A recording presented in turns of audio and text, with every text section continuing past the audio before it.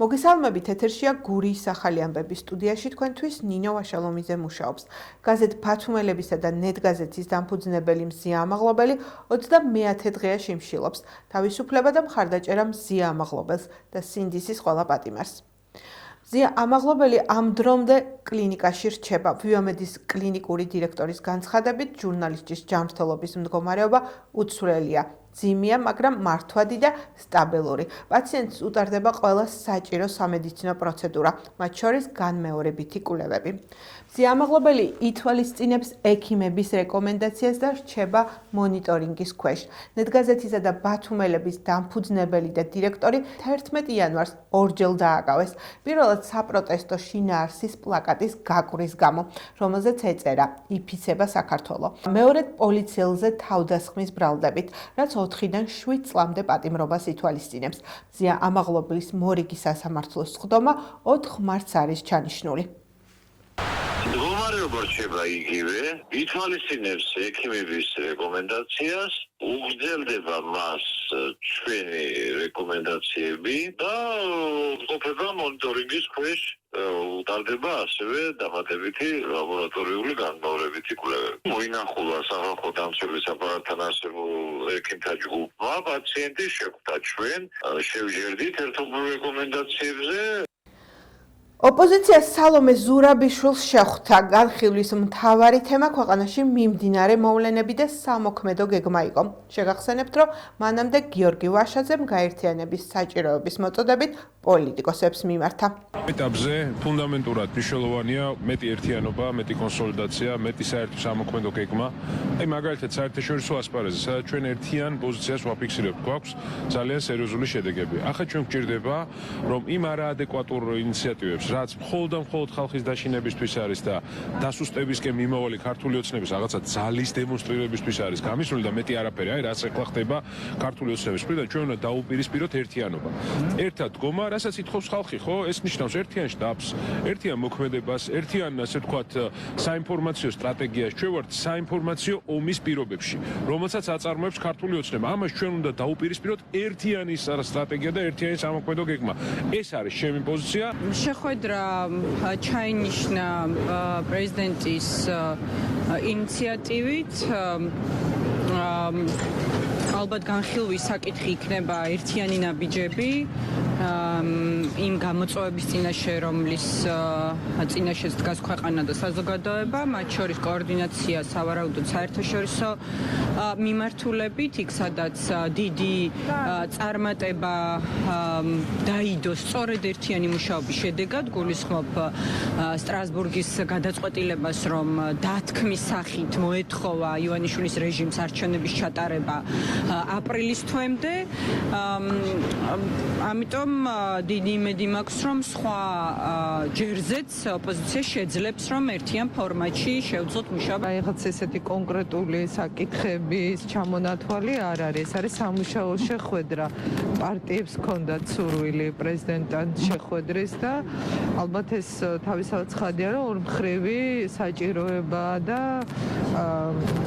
საკითხები ახლა არ არის რთულად გამოსაცნობი, რა შეიძლება იყოს, მაგრამ მეტი კონკრეტიკა ალბათ შემიძლია, რომ შეხვედრის დასრულების შემდეგ გითხრათ.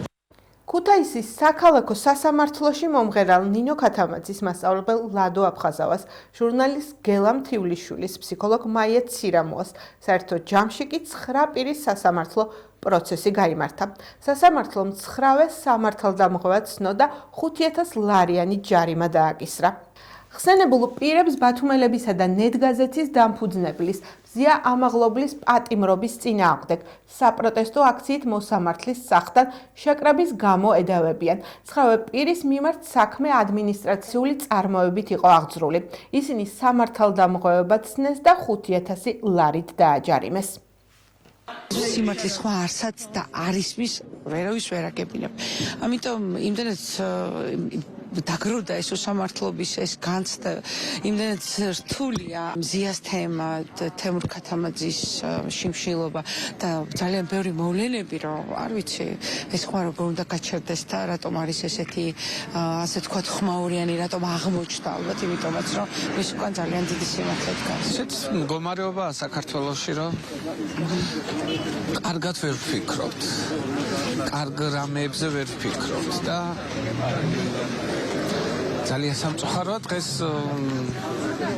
გაკვეთილზე უნდა ყოფილიყავი და მიწევს სასამართლოში მოვიდე და მზია ამაღლობელის სოლიდარობა აი ესე თუ ძვირი დაჭდებოდა.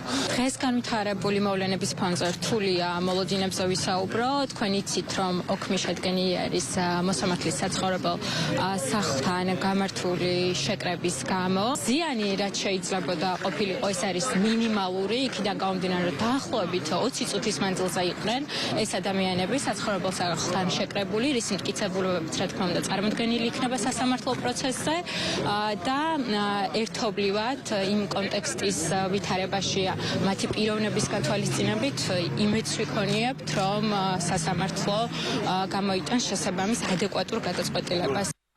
ვასო აბაშიძის სახელობის ახალი თეატრი რეგიონებში ტურნეს აგრძელებს.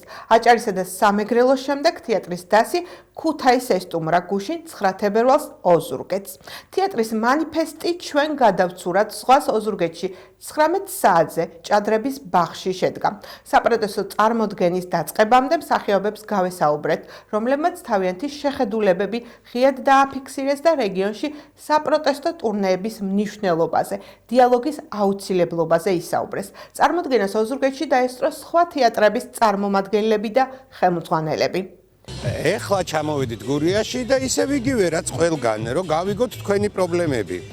ადგილობრივი სპიკერებს მოусმინოთ, ჩვენს გვიტყვით ჩვენსას, რა გონია არასწორი, იმიტომ რომ ეს არის ხელოვნების პლატფორმა. მთავარი არის ეს და ხელოვანების მთავარი ამოცანაც არის რომ გავერთიანდეთ. ეს არის რომ დავიწყოთ დიალოგი. ყველაზე მნიშვნელოვანი არის ეს. დიალოგი თუ დავიწყებთ და დავიწყებთ ადგილობრივ პრობლემებზე, ჩვენ პრობლემებზე, საერთო სადგურზე საუბარს, მე მგონია რომ ყველაფერი კარგად იქნება და ერთადაც ძალიან კარგად გადავცურავთ ზღვას. უმშვენიერეს გურიაში ჩამოვედით, იმიტომ რომ პირველ რიგში გვინდა რომ გავუზიაროთ ადგილობრივ ადამიანებს ჩვენი ტკივილები და აუცილებლად მოვისმინოთ მათი, იმიტომ რომ ჩვენ ერთი ქვეყანა გვაქვს, ჩვენ ერთი ხალხი ვართ და ერთი გვინდა ჩვენი ქვეყნისთვის უკეთესი აწმყო და მომავალი, უკეთესი პირობები, უკეთესი მომავალი ჩვენი შვილებისთვის და ეს არაფერი არ გამოგვივა თუ ჩვენ ყველანი ერთად არ დავდგებით, იმიტომ რომ სინამდვილეში ყველას ძალიან გვიყვარს ჩვენი სამშობლო და ეს არის თავარი. ჩვენი მთავარი სათქმელი არის გაერთიანება, სრულიად საქართველოს გაერთიანება ერთი მთავარი მიზნისკენ, რომ ვიყოთ ბედნიერები, თავისუფლები და დასრულდეს ერთხელ და სამუდამოდ ჩაგვრა, გათითოკაცება და შეგრძნება გქონდეს ყველა რეგიონს, ყველა ადამიანს ჩემს ქვეყანაში, აი სრულიად მთლიანად ყველგან შეგრძნება გქონდეს ყველას ერთობის, რომ არავინ არ არის ცალკე, რომ ჩვენ ყველა ვართ ერთად თანასწორი ვართ, ერთმანეთის გულშემატკივრები ვართ. სხვადასხვა შეიძლება ქალაქებში ვართ, მაგრამ გვაწუხებს ერთმანეთის ტკივილიც, გაჭირვებაც, უსამართლობაც, სევდაც, სიხარულიც გვიხარია და გვინდა რომ ეს სიხარული გავაღრმაოთ და ჩემი პერსონალური მიზანი არის ის, რომ გავამხნეო ადამიანები აი ამ რთულ, ძალიან მძიმე პერიოდში. ამ ყველაფერში მარტო ერთ მხარეს ვერ დავადანაშაულებთ. მთავარი დამნაშავეები ჩვენ თვითონ ვართ, ხალხი, რომლებმაც აი ამდენი წლის ათწლეულების განმავლობაში თვალები ვხუჭეთ აი ამ მთავრობების უზნეობაზე, იმაზე, როგორ აქციეს ხალხი არაფრის მქონე ორგანიზმებად. გადავარჩინოთ ქვეყანა ჩვენი ერთობით. გამოვასწოროთ შეცდომების სათავეში, თორემ ის შეცდომა არ გამოსწორდება. უნდა პირწმინდად, რაც კი დაგვიშავები, რაც კი დანაშაული ჩაუდენია და თვალი დაგვიხუჭავს, ეს ყველაფერი თავიდან, იმიტომ რომ შეცდომა თუ არ გამოსწორდა, გაგვანადგურებს. დავიღუპებით როგორც ქვეყანა, დავიღუპებით როგორც თითოეული ადამიანი. ჩვენ ღმერთმა თავისუფალ ადამიანებად თავისუფალ არსებებად ჩაგვიფიქრა.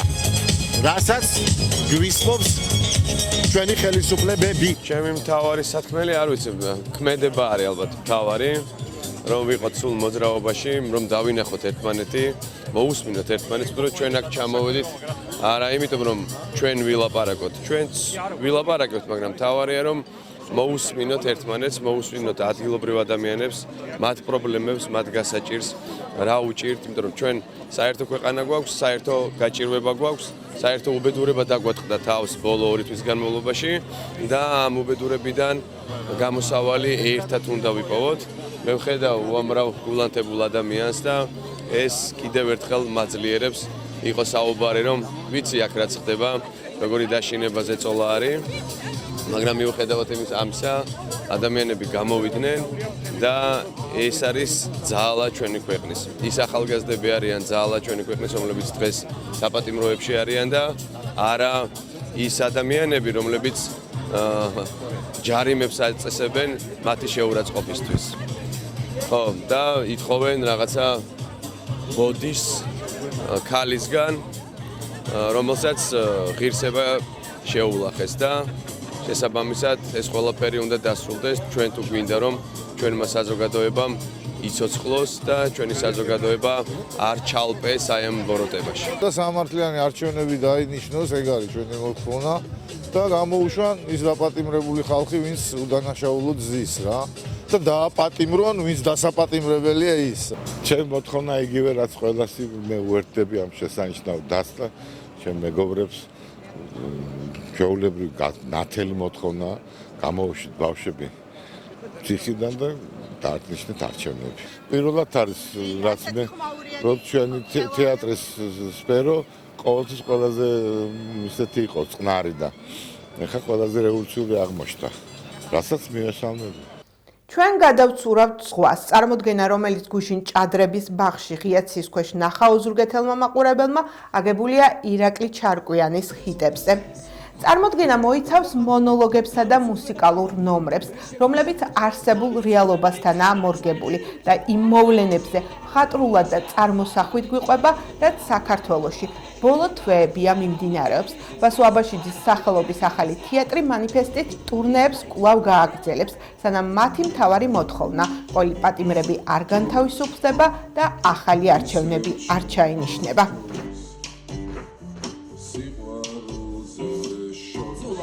თუ შევცვლით სისტემას, შევცვლით მომავალს. დაგვაპატიმრეთ, თავისუფლება წაგვართით, ვერ შეგვაშინებთ. თავისუფლება იწყება ჩვენით.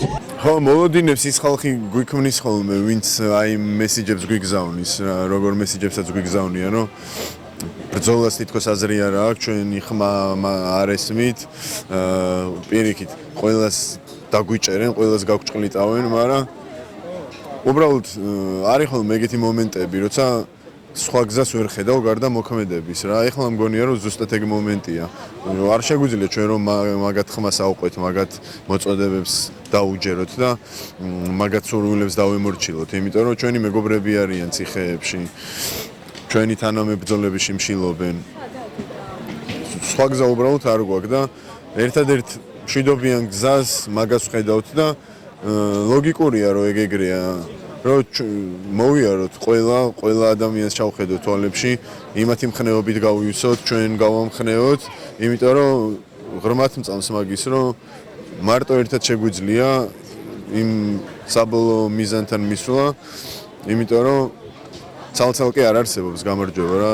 ჩვენთვის, ჩვენი საზოგადოებისთვის გვჭირდება ყველა ის სიკეთე, რისთვისაც ვიბრძვით ახლა. ყველა ადგილზე ამას გვეუბნებოდნენ, რომ არსად არავინ არ იქნება და სადაც ვინმე დაგვხვდება იმ მათ თავებსაც სხვები ითვლიან, მე არ ვთვლი თავებს, მე 8 კაციან აქციაზეც ვდგარ ვარ თბილისში და ყოველთვის მჯერა რომ როცა არის 8 კაცი და დგას მედგრად და იცის თავის სიმართლე, მე ეს 8 კაცი გადაიქცევა 1000-ად, 100-ად, 1000-ად და ასე შემდეგ. ამიტომ ძალიან მნიშვნელოვანია ჩვენთვის რეგიონებში გასვლა და ადამიანების მოსმენა პირველ რიგში და დღეს ძალიან საინტერესო გამოსვლები მოვისმინა, პირადად ჩვენთვის ძალიან საინტერესო იყო ყველას გამოსვლა, განწყობების მოსმენა და ადამიანები, რომლებიც მოვიდნენ, აი მართლა ძალიან გახარებული ვარ პირადად მე, იმიტომ რომ თავარი ამ ჩვენი ამ აქტი არის ის, რომ ერთმანეთს რაღაცნაირად გაუზიაროთ ეს ყველაფერი და გავაძლიეროთ, რაც მთავარია. ამიტომ რომელიც გურიას დიდი მადლობა. ჩემი საოცარი და ჩემთვის განსაკუთრებული რეგიონია და განსაკუთრებული ადამიანები ცხოვრობთ აქ, რომლებსაც შეუძლიათ უდიდესი სიყვარული, უდიდესი გვერდში დგომა და იცი რა არის ყველაზე მნიშვნელოვანია, რომ ჩვენ რაღაცნაირად არ ვიცი, ჩვენი სატკივარი, ჩვენი სურვილები ჩამოვიტანეთ და ჩვენი სათქმელი ჩამოვიტანეთ ამ ადამიანებთან და ამ ადამიანებმაც თავიანთი სათქმელი და თავიანთი გულისტკივილი გაგვიზიარეს. ყველას გვინდა რომ უკეთესი ქვეყანა გქონდეს, ყველას გვინდა რომ მშვიდობიანი ქვეყანა გქონდეს და ყველას გვინდა რომ სამართლიანი ქვეყანა გქონდეს. ამაზე ყველა ვთანხმდებით. არა ვართ მოძალადეები და ეს არ გვინდა ერთადერთი. ჩვენი მეგობრები ციხეში სხედან და გვინდა რომ ჩვენთან ერთად იდგნენ სცენაზე. ეს არის ჩვენი ყველაზე მთავარი სურვილი და მე ძალიან მიხარია რომ დღევანდელი დღე გურიაში შედგა და ძალიან მიხარია რომ ჩვენ არ ვიცი ემოციები გავცვალეს თეატრის მთავარი დანიშნულება რაც არის ალბათ ეს არის.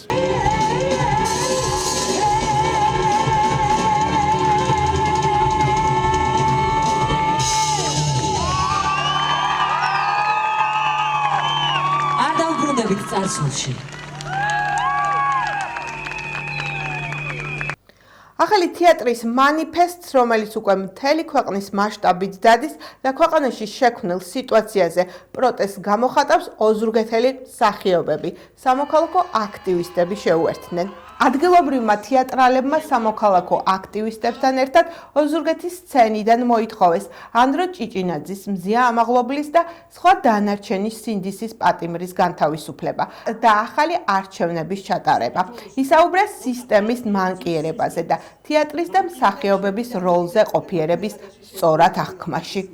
თებით მანიფესტი აქ არის და ველოდებით სულ მერე დაიწყება ახალი თეატრის მანიფესტი და ჩვენს მანიფესტს დავაფიქსირებთ, ვიტყვით რეჟიმის წინააღმდეგ, რა თქმა უნდა. ჩემი მთავარი მოთხოვნა არის ამ ეტაპზე, რომ გაათავისუფლონ უკანონოდ დაჭერილი რეჟიმის პატიმრები.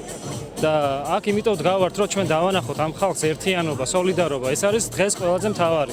რომ ჩვენ შეგვიძლია ერთმანეთს მოусმინოთ, გავუგოთ, ვიყოთ ერთად უსამართლობის წინააღმდეგ და ძალადობის წინააღმდეგ.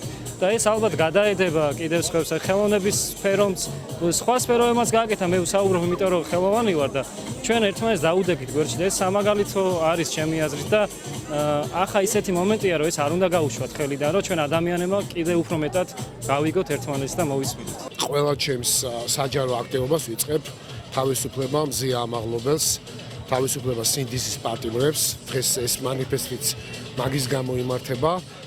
ხო, ხალხმა დატოვა მათი საქმე, დატოვა თეატრი და გამოვიდნენ ქუჩაში. ეს უკვე იმას ნიშნავს, რომ ამ ქვეყანაში ისე აღარაა ყველაფერი, როგორც იყო მანამდე და ისე არ იქნება არც ყველაფერი, როგორც იყო მანამდე. ჩვენ ყველა გვაქვს ჩვენი ვალდებულება. დღეს ბიძინა ივანიშვილმა ქართულ საზოგადოებას, ჯანსაღ საზოგადოებას, ევროპულ საზოგადოებას გამოუცხადა ომი და ჩვენ ეს გამოწვევა უნდა მივიღოთ.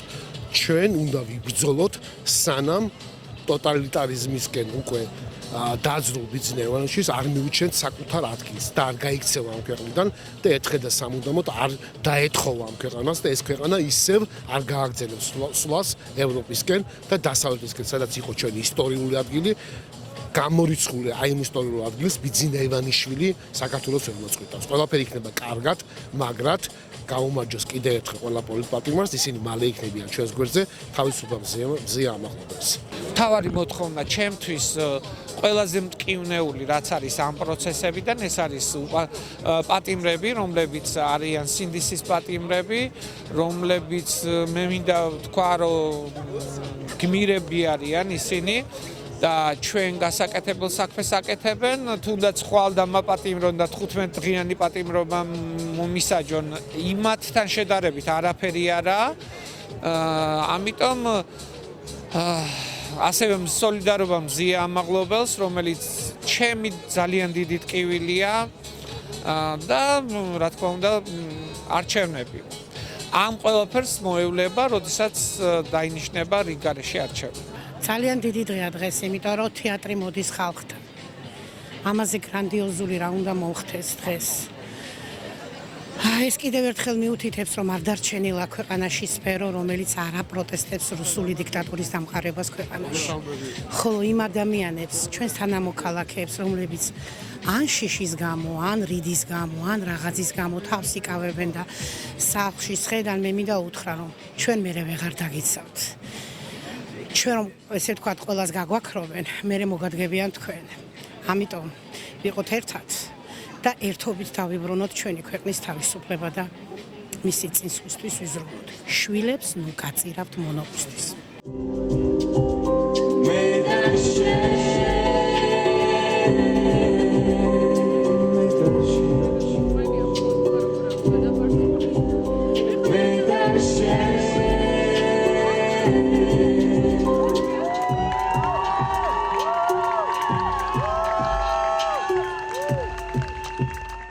ახლა მოусმინოთ ამბებს ვაშინგტონიდან.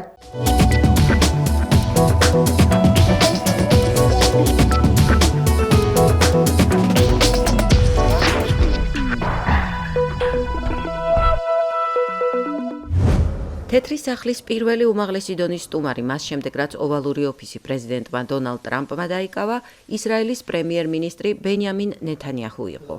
ადრეც მithქვამს და გავიმეორებ. ისრაელის ყველაზე დიდი მეგობარი ხართ, რომელიც კი როდესმე თეთრ სახლში ყოლია. ტრამპი ღაზის სექტორთან დაკავშირებით პალესტინელთა მეზობელ იორდანიაში და ეგვიპტეში გადაყვანის იდეით გამოვიდა. ვაშინგტონში გამართულ ერთობლივ პრესკონფერენციაზე მან თქვა, რომ ამერიკა მზად არის გადაიბაროს, ააშენოს და ააყვავოს ნანგრევებად ქცეული ღაზა. ის ახლო აღმოსავლეთის რივიერად აქციოს, რისთვისაც სექტორში არმიის გაგზავნასაც კი არ გამორიცხავს. ვისაც ვესაუბრე, ყველას მოსწონს ეს იდეა, რომ შეერთებული შტატები მიწის ამ მონაკვეთს ფლობდეს. განავითაროს ის შექმნა სათასობით სამუშაო ადგილი, რაც მას ნამდვილად შესანიშნავ ადგილად აქცევდა. ახლა იქაურობას თვალს ვერავინ უსწორებს, რადგან იქ მხოლოდ სიკვდილს, დესტრუქციას და ნანგრევებს ხედავს. განცხადებას კრიტიკა მოჰყვა გაეროს და მთელი რიგი ქვეყნების, მათ შორის შეერთებული შტატების მოკავშირეთა მხრიდან.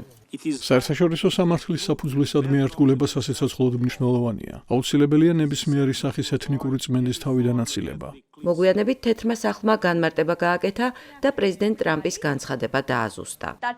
ეს არ ნიშნავს ღაზაში ჯარების ჩაყვანას და არც იმას, რომ ეს ამერიკელი გადასახადის გადამხდელთა ფულით დაფინანსდება. დონალდ ტრამპი, რომელიც პლანეტაზე გარიგებათა საუკეთესო ოსტატია, რეგიონში ჩვენს პარტნიორებს გაურიგდება. პარალელურად სახელმწიფო მდივანმა მარკო რუბიომ უცხოეთში ვიზიტები ცენტრალური ამერიკისა და კარიბის ზღვის 5 ქვეყნის მონახულებით დაიწყო. არჩევანი შემთხვევითი არ ყოფილა. რუბიოს განმარტებით პრეზიდენტ ტრამპის საგარეო პოლიტიკური მიზნები ამერიკის საზღვრებთან იწყება და უმაღლეს პრიორიტეტს ქვეყნის საზღვრების იმიგრანტთა შემოჭრისგან დაცვა წარმოადგენს. სალვადორი თანახმაა მიიღოს და თავის ციხეებში განათავსოს ამერიკიდან დეპორტირებული ნებისმიერი ეროვნების უსაბუთო იმიგრანტი, რომელსაც სისხლის სამართლის დანაშაული აქვს ჩადენილი. სახელმწიფო მდივნის როლში მარკო რუბიოსთვის ეს პირველი დიპლომატიური მისია იყო. ვიზიტი მოიცავდა პანამის, გვატემალის, სალვადორის, კოსტა-რიკისა და დომინიკის რესპუბლიკის მთავრობის წევრებთან შეხვედრას.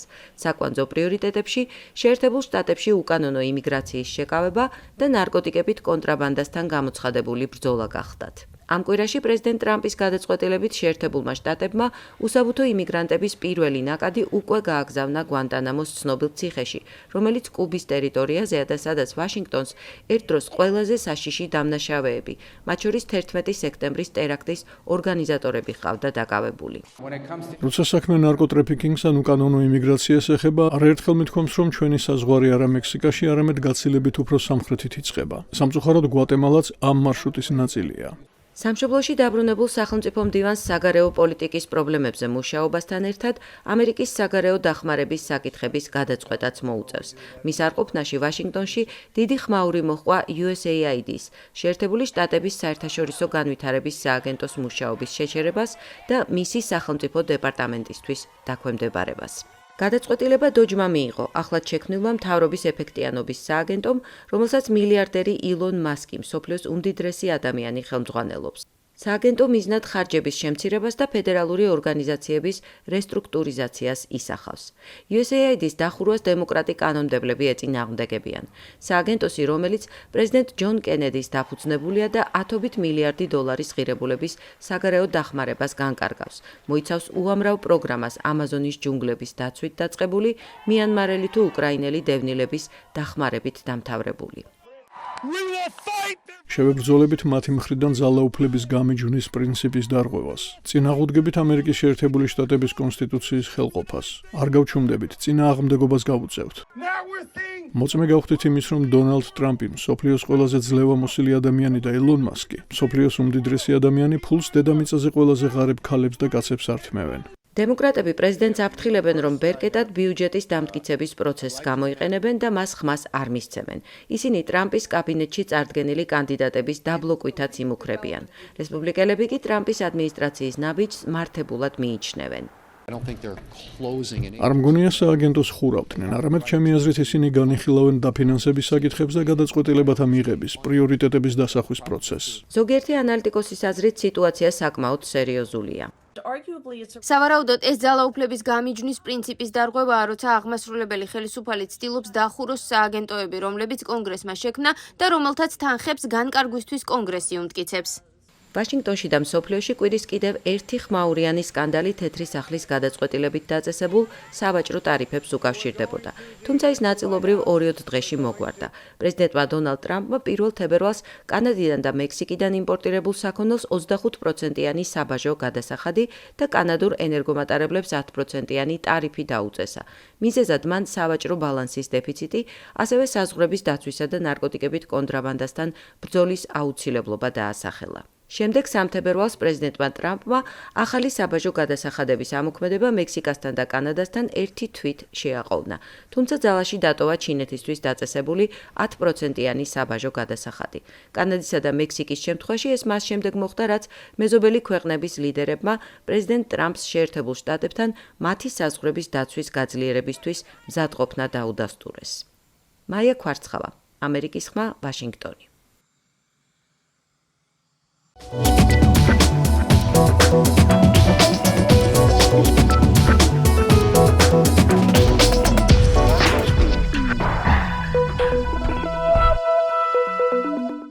ამ დროისთვის სულ ეს იყო. მე ხვალამდე გემშვიდობებით.